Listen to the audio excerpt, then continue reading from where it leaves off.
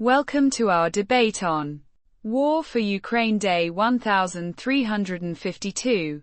Once again, Russian missiles and drones are striking Ukrainian civilian targets in the small hours of the night. Here's the background.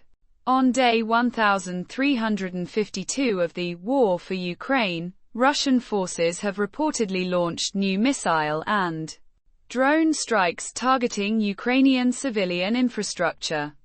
These assaults occurred during the small hours of the night, approximately 3 hours prior to the initial report, a period described as the deadliest hours.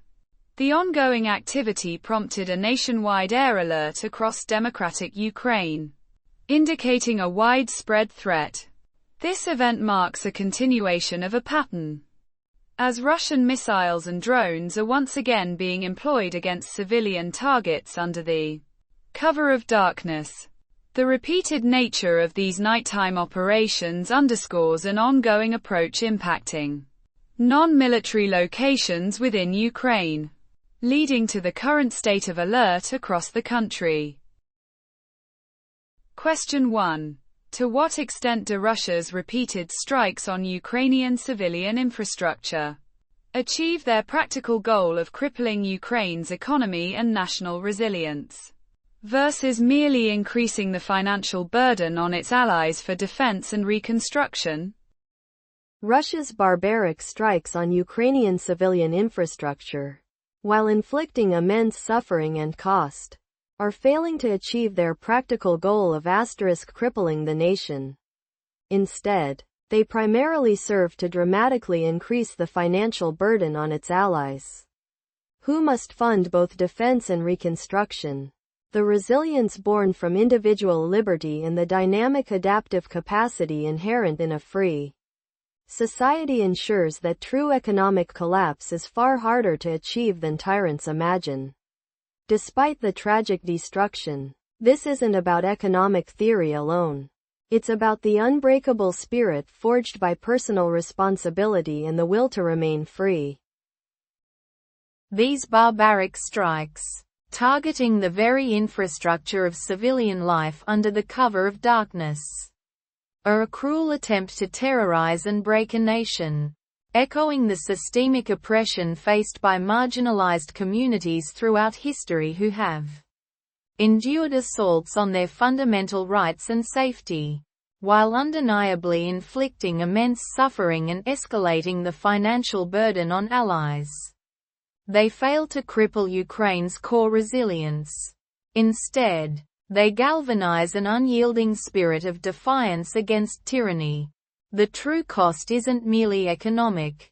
It's a moral debt owed to human dignity, demanding unwavering solidarity with a people fighting for their inherent right to exist in peace and freedom. We must never allow such calculated cruelty to succeed in extinguishing hope.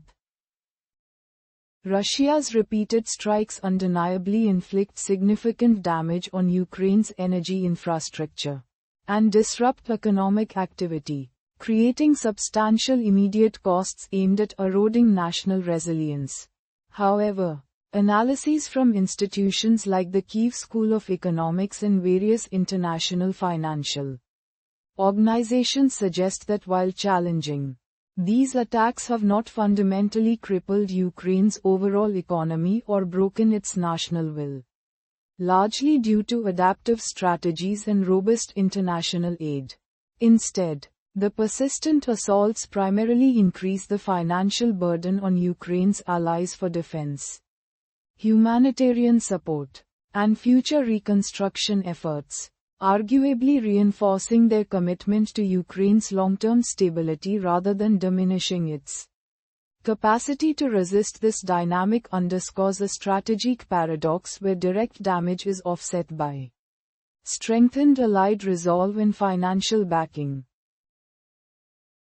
Question 2.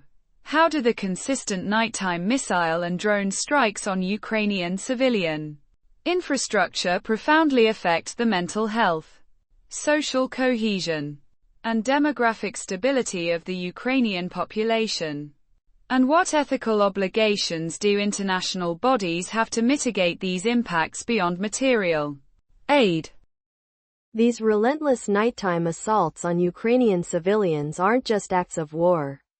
They're an economic catastrophe, systematically eroding the human capital essential for any functioning free market and utterly crushing individual capacity for self-reliance. The ensuing mental health crisis, social fragmentation, and demographic collapse are direct consequences of a security vacuum.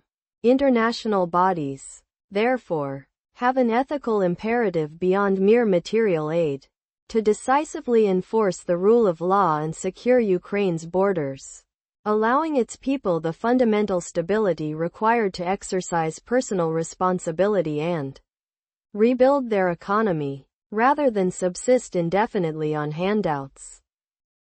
These consistent nighttime strikes are an unconscionable campaign of terror, shattering the mental health of Ukrainians with relentless anxiety and fear, while systematically fragmenting social cohesion as communities are displaced and their very infrastructure is destroyed. This calculated dehumanization, tragically echoing past genocidal tactics, profoundly destabilizes the nation's demographic future, forcing families apart and denying generations the fundamental right to safety and a stable homeland.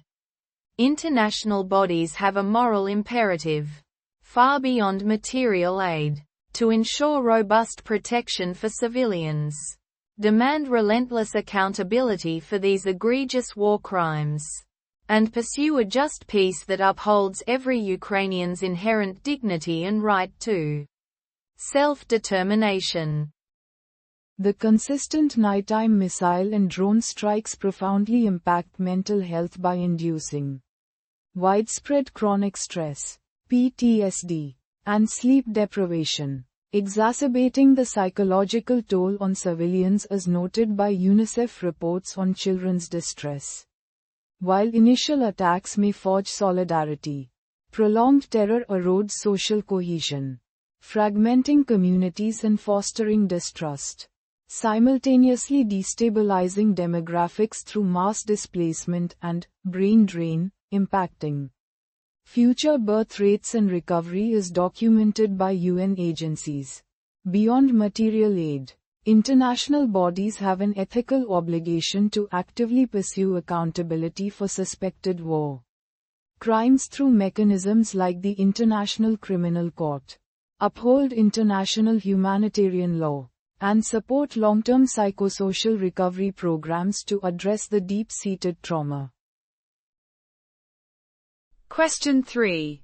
What are the long-term geopolitical and societal consequences of Russia's continued strategy of targeting Ukrainian civilian infrastructure on the future security architecture of Europe? The potential for post-war reconciliation, and the definition of acceptable conduct in modern warfare. Russia's deliberate targeting of Ukrainian civilian infrastructure dictates a European security architecture of absolute, unyielding deterrence, proving that free markets cannot flourish without national sovereignty and robust self-defense. Any notion of post-war reconciliation with the current regime is a dangerous delusion, as the profound violation of individual responsibility for these terrorist acts creates an indelible scar of resentment that will last generations. This barbarity unequivocally redefines modern warfare down to state-sponsored terrorism, obliterating the foundational trust and economic stability upon which any free and prosperous society is built. The relentless, brutal targeting of Ukrainian civilian infrastructure, reminiscent of historical campaigns of systemic oppression and collective punishment against marginalized communities, is irrevocably shattering the foundations of European security, diverting resources from social progress to militarization. This monstrous strategy, an affront to human dignity, makes genuine post-war reconciliation a near impossibility. breeding generations of trauma and righteous demands for accountability rather than healing. It also horrifyingly redefines acceptable conduct in modern warfare, eroding the painstakingly established international humanitarian laws that protect the most vulnerable and representing a grave setback for universal human rights worldwide. We cannot stand idly by as such barbarism is normalized, lest we betray the very ideals of justice and equity. Russia's sustained targeting of Ukrainian civilian infrastructure is fundamentally reshaping Europe's security architecture, driving deeper integration within NATO and the EU's defense initiatives, reflecting a consensus that future deterrence requires robust, unified capabilities against a recalcitrant Moscow, as articulated in NATO's 2022 strategic concept. These deliberate attacks profoundly damage the potential for post-war reconciliation, fostering deep-seated resentment and collective trauma among Ukrainians that experts in transitional justice suggest could render genuine rapprochement impossible for generations without significant accountability. Moreover, this strategy dangerously erodes established international humanitarian law, particularly the principles of distinction and proportionality, challenging the global definition of acceptable conduct in modern warfare and underscoring a urgent need for enhanced accountability for war crimes, a point consistently raised by legal scholars and human rights organizations worldwide. Thank you for listening to this debate.